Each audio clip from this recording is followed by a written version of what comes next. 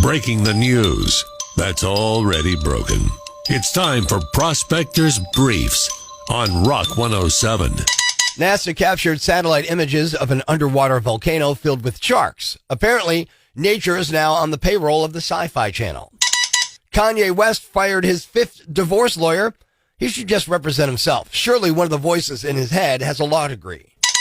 WNBA star Brittany Griner has been sentenced to 9 years in a Russian prison, so now she just has to wait for Winona Ryder to rescue her. It's 60 Minutes meets Gone in 60 Seconds. Tune in tomorrow for Prospector's Briefs on Rock 107. If anyone knows anything about boobs, it's the United States Army. Good morning. I'm Rock 107's Prospector. The U.S. Army is developing a tactical bra for its female soldiers. Here's the announcement about the new piece of equipment.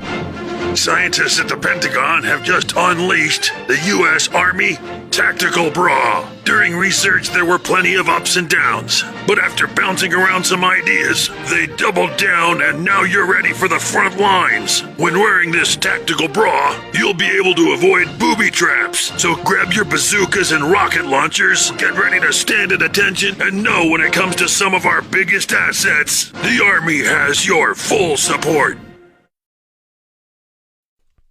I don't know if this guy's a jerk, a dumb jerk, a careless jerk, but he's definitely been 86th from one lemonade stand. Good morning, I'm Rock 107's Prospector. Police in Everett, Washington are looking for a guy who strolled up to a kid's lemonade stand a few weeks ago, picked out about $15 worth of items because the kid was selling snacks as well, then paid the kid with a counterfeit $100 bill. So the guy made off with $85 in real money as change. As far as I know, he's still out there potentially ripping off other kids' lemonade stands. But there is a silver lining. The kid who runs the stand is an 11-year-old named Jeremy, and he's using his lemonade stand to raise money for a vending machine to grow his business. And he also sends money to the Ukraine, where he's originally from. Well, a GoFundMe has been set up for Jeremy, and he's already made back his money. In fact, it's raised more than $11,000. So don't be like the lemonade kid. Next time you work a cash register, use today's list of top 5 ways to tell if a $100 bill is fake. Here we go. Number 5, the old bald white guy on the front is Dr. Phil. Top 5 ways to tell a $100 bill is fake. Number 4, you recognize it from the last time you played Monopoly.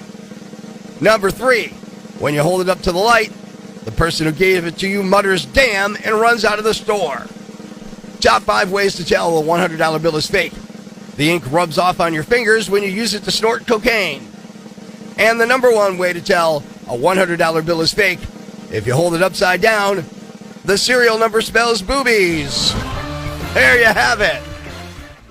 Classic Rock, Rock 107. I'm Prospector. I asked if you would want to know if your favorite show got hacked, if you'd want to know the plot details, if you'd want to find out what was going on in the show, and, that way before it aired, And a guy said, you know what? Yeah, so I can watch for boobs. And that got me thinking about the first time you saw nudity. What was the movie, the show, the circumstance, the first time you saw nudity? Rock 107. Porky's was the first movie, I believe. Now, was it in the theaters, or did you see it on HBO or something? At the house. Guy, first live ones I saw, Carol Cleveland on the Monty Python show, and I was 13 and it astounded me and life has never been the same. Paul says Titanic, 1999. I gasped, the theater laughed, my life was changed. How about you? Prospector, the first time that I saw nudity, late night watching Benny Hill. Benny Hill, there was always a little boob here or there in that show. Yes, there was. Yes, there was. My mother used to hate it. Sit them down, shut the TV up. Thank God for Channel 44, right? Yeah, no kidding. Yeah, PBS was a lifesaver back then, man. Marianne says, Roots, and Lisa, the Friday the 13th movies. All the horror movies had at least some boobage in it. How about you? First nudity you saw? The movie Porky's. Second person who told me that. How old were you? I was a teenager. Was it in the theaters or on HBO? HBO. Yeah, you got to stay up late when your parents go to bed so you can sneak it in. Rock 107. I was 8 years old at Woodstock. You were at Woodstock? Woodstock in 69. I was 8 years old. That must have been really weird. It was fun, though. Learned a lot then. I'm sure you learned a lot that day. Matt, just like me, he said Animal House. That was where I saw it first as well. And Rebecca, definitely HBO, but my first full frontal male nude, I was about 11, and friends of mine and I found a bunch of hardcore magazines over by the railroad tracks. How about you? First time you saw nudity, Rock 107. Prospector, good morning. Morning. First time in a movie, Chevy Chase, The Original Vacation with Beverly D'Angelo. See, now, I haven't seen that movie other than like on regular cable in so long, I didn't even realize her boobs were in that movie. Yeah, when he does the shower scene. When you're 12 years old, that's a big deal. Renee, hair at the Westbury Music Fair in 1976. I was 13 and my parents took me. It was so weird. And Adam checking in on Facebook saying Phoebe Cates coming out of the pool to moving in stereo, a defining moment in any 1980s teen male. How about you? First time you saw nudity? Hey, Prospector. Yeah. All right, I don't remember my first boob being seen, but I'll tell you what shocked me as boobage Yeah. was Holly Berry and Swordfish. Swordfish. I never saw Swordfish. Holly Berry's topless and Swordfish. Well, there you go. Now I know what movie I'm watching this weekend.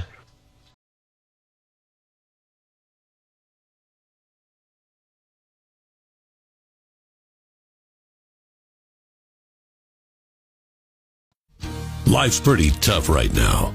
There's plenty of bad news, but it's not all bad.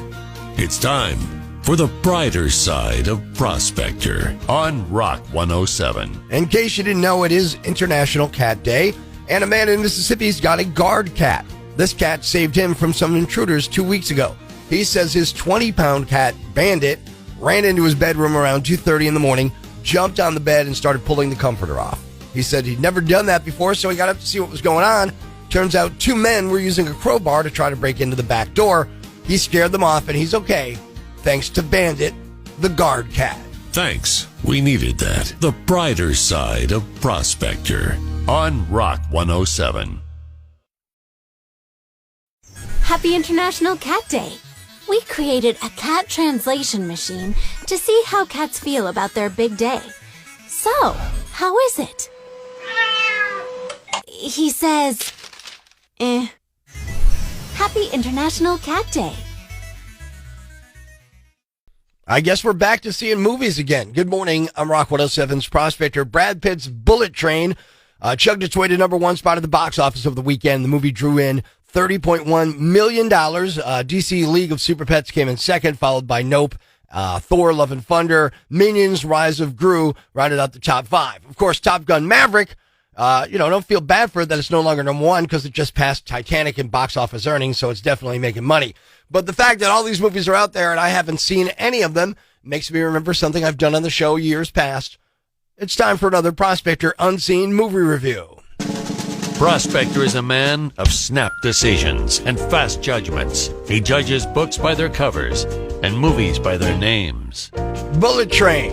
Hey, if I want to see something about something that goes by real fast, I'd watch a documentary of my sex life. Stay tuned for more of Prospector's Unseen Movie Reviews on Rock 107.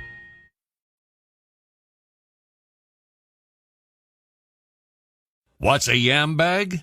A fool, an idiot, a blockhead, a dunce, or an ignoramus. You know, a dullard, simpleton, or a clot, nitwit, dipstick, pea-brain, mouth breather, or cretin. It's now time to announce the winner of Prospector's Yambag of the Day, as decided by you at rock107.com. Here are the nominees. Nominee number 1. If someone shows up to my place with a free pizza, I don't ask questions, I just say thanks. But hey, everybody's different. A 45-year-old named Ralph Caprino is facing charges after a delivery guy showed up with a pizza that he didn't order. And Ralph pulled a gun on him. It happened Saturday night in upstate New York at the town of Saugerties, just outside of Albany. A Domino's driver knocked on Ralph's door, and the response he got was a loaded Glock in his face. So the driver left the property and called 911. Police showed up, and Ralph told him he pulled the gun because he never ordered a pizza. But it turned out someone else in his family had ordered one, so the Domino's guy actually had the right address.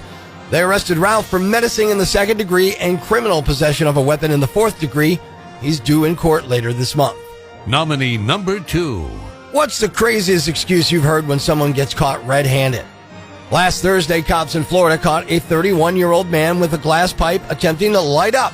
When he saw the police, he tried to walk away, but they caught up with him, and that's when he informed the cops that, quote, meth is legal now, end quote. Well, it's not, and the man was busted on a felony drug possession charge as well as resisting police, which is a misdemeanor. The same guy was arrested just 3 months ago for possession of meth and drug paraphernalia. And the winner is... the guy who pulled a gun on a delivery driver over a pizza he didn't order. Even if you didn't order the pizza, either say, hey, I'm sorry I didn't order it, or take the free pizza. Don't be shoving a Glock in a guy's face.